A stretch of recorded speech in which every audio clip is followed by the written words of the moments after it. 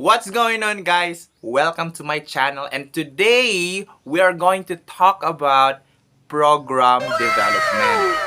So, what is program development? So, program development is an ongoing comprehensive planning process used to establish projects.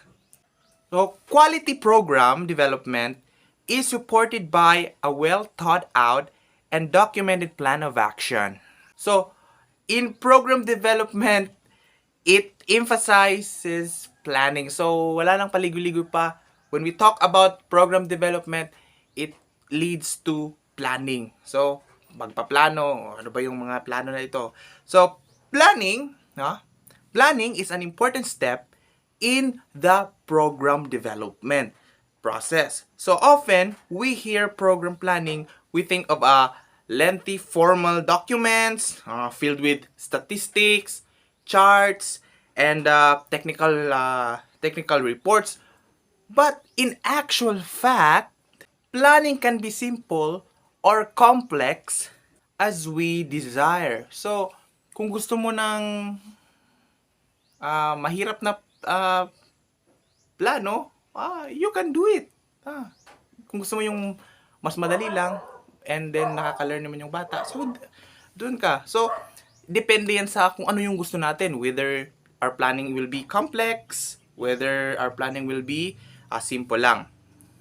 So, an elaborate document is usually unnecessary. Nevertheless, you need program planning. It is a strategy that requires and involves 6 factors. So the first one we have here is identifying goals and objectives. So goal is the final outcome of a long period of activity. So goals describe how the program will affect the target population and should be SMART. So what is this SMART? Okay? So S-M-A-R-T. So SMART is letter S. We have specific, measurable, achievable, realistic, and time frame. So the second one is conducting a needs of assessment to analyze the situation. Number 3 is setting priorities based upon the needs identified. Number 4, identifying stakeholders and resources. So, tatanong ko lang sa inyo, what do you mean about the word stakeholder? So, sino-sino ba yung mga stakeholders natin? So, number 1 dyan, yung mga ating learners, the parents, and tsaka the community, and etc. Then, number 5, we have this designing an action plan. The summary of what you and others in your organization will do to achieve your objectives. And number 6, lastly, we have implementing that plan and assessing your level of achievement. So I will give you an example. An example of program planning of the Department of Education is the School Improvement Plan. So what is the School Improvement Plan? It is a roadmap that lays down specific intervention that a school, with the help of community and other stakeholders, undertakes within a period of 3 consecutive school years. So here, it aims to improve these 3 keys. It aims to improve the 3 key result areas in basic education. We have access, quality, and governance. So this is evidence-based, result-based, and lastly, child learner-centered. So the SIP is central in school-based management and is prepared by the school community planning team. It is the basis for the school annual implementation plan. So the SIP composes these four. So number one, we have DepEd vision, mission, and core values.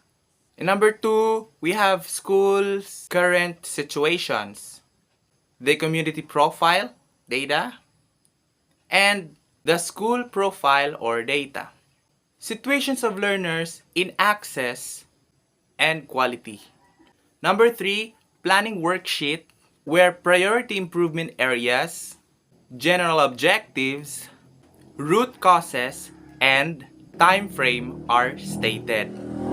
Number four, we have monitoring and evaluating where name of projects, project objectives, and target date of monitoring, accomplishments, status to date, issues, problems, challenges, recommendation, action points, signature of SPT, and project team leader are stated. Then the next question we have is, why is it program development important?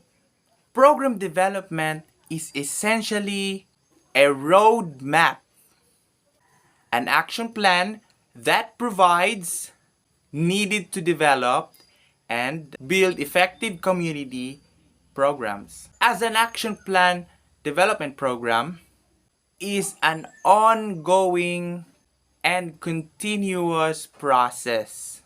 Because your program is fluid and likely to change depending on your needs, it should continue to evolve.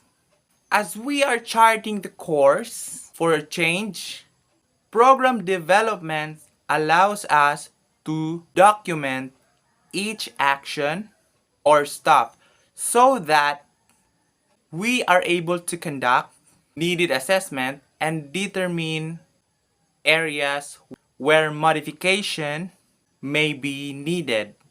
In program planning, we identify major needs, set objectives, establish priorities, and generally chart the direction for graph and development. Program planning also allows us to identify shortcomings and weaknesses and chart a new course of action should prioritize and needs change. Not only does the planning process allows us to keep track of where we have been, but also continues to guide us in the direction where we're going. So it allows us where we intend to go next. Equally important in the program planning process is the need to identify stakeholders and develop a sense of mutual ownership in successful achievement and outcomes.